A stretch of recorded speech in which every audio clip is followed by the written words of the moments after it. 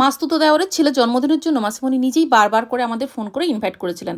যেহেতু আমরা প্রথম দিকে কিছুতেই যাব না বলেছিলাম, সেই জন্য ছেলের বাবাও আর ফোন করতে ভোলেনি।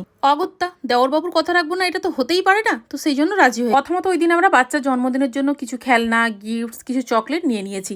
আর যেতে যেতে একটু আমাদের দেরি হয়ে গেছিলো। আমরা যখন ওখানে পৌঁছেছি তখন দেখলাম বার্থডে বয় কেক কাটছে। কেক কাটা কমপ্লিট হওয়ার পরে কেক তো খেয়ে নিয়েছি, কিন্তু গিফট দিতে আর সাহস পাচ্ছিলাম না।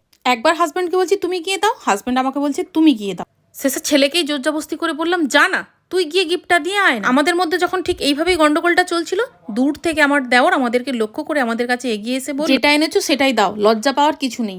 আসলে আমি তো অনেকটা বড় হয়ে গেছি, তাই ইনভাইট করার সময় তোমাদেরকে বলতে পারছিলাম না যে আমার জন্মদিন। মাকে কত করে বললাম যে আমার জন্মদিন ধরতে হবে না, কিছুতেই আমার কথা শুনলো না। জান, ঠিক আছে, তোমার গিফট না হলে পরে তোলা রইলো, এটা তোমার ছেলেকে দিয়ে। যাই হোক, গিফটের দায়িত্ব কাঁধ থেকে নামিয়ে দিয়ে খেতে বসেছি। এমন সময় জানতে পারলাম সমস্ত রান্নাবান্না নাকি আমার দেওরবাবু নিজে হাতে করেছে। তার মধ্যেই এই এগ ঘি রোস্ট এই রেসিপিটা ছিল, যেটা আমি পেট পুরে তো খেয়ে এত ভালো লেগেছিল যে রেসিপি সহ রান্নাটাও এক কৌটো ভরে বাড়ি নিয়ে এসেছি।